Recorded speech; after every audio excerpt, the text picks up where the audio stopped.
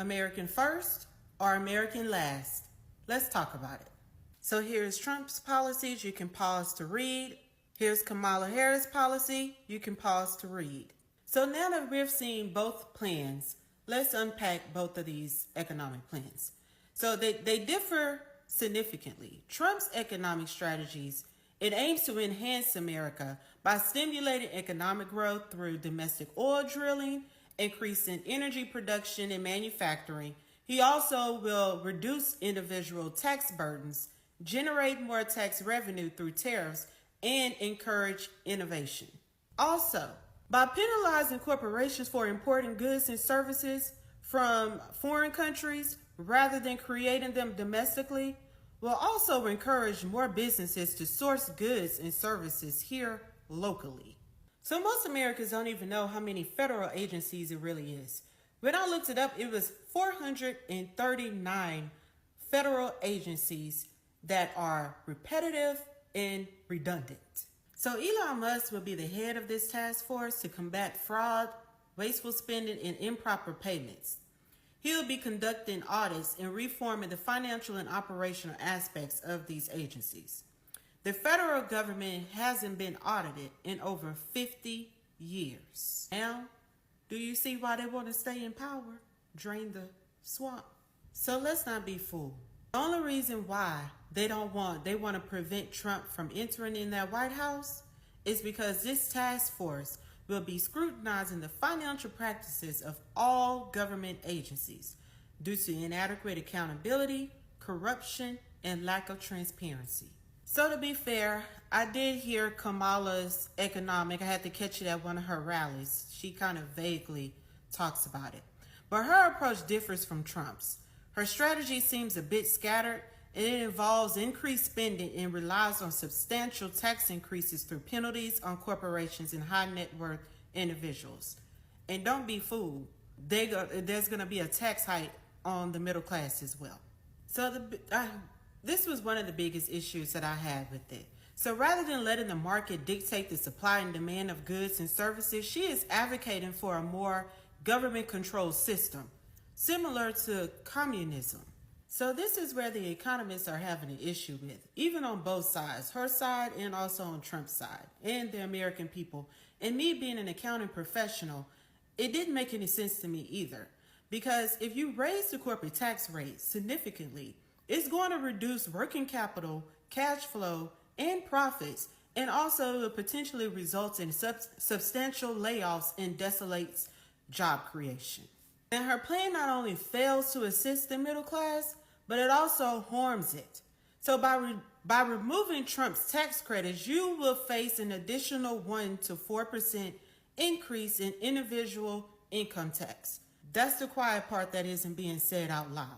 By raising the capital gains tax to 44%, it's seen as a form of government overreach. So for instance, if you buy a stock for $100 and it sells for $100,000, you will be required to pay $44,000 of your gains in taxes to the government. So the unrealized capital gains tax is something that has not been done in American history before. So this means that your assets are taxed each year based on their growth, even before you sell them. So for instance, if you buy a stock for $100 and it grows to $100,000, you'll owe the government $25,000 from your own funds, despite not selling the stock yet. Both scenarios are theft by taxation, in my opinion. To be fair, she now specifies that she is focusing solely on individuals with a net worth of $100 million. So you might ask, what's the issue with that? Well, the concern is that this approach may discourage venture capitalists, private equity firms, and angel investors from providing funding for small businesses and startups.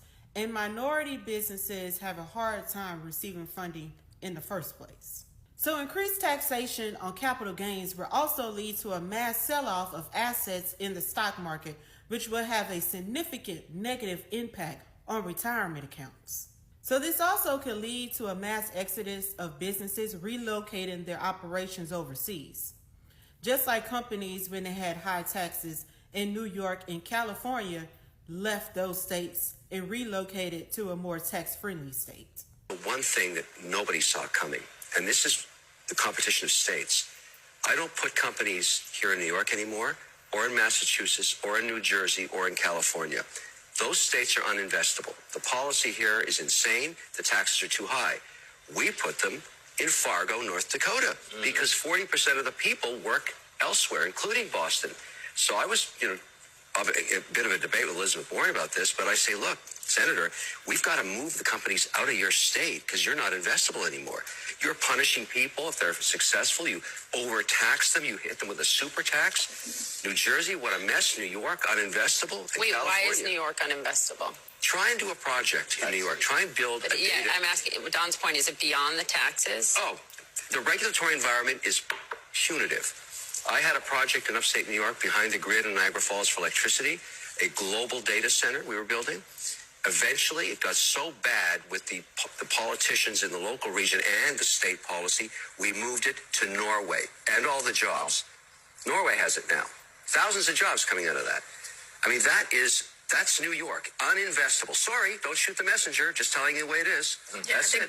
So as you can see, it is crucial to familiarize yourself with each candidate's policy platform to make informed decisions as voters in this upcoming election. There is a lot at stake this year, so being well informed is essential. I pray that you open your eyes before you vote for your demise. Y'all have a good one.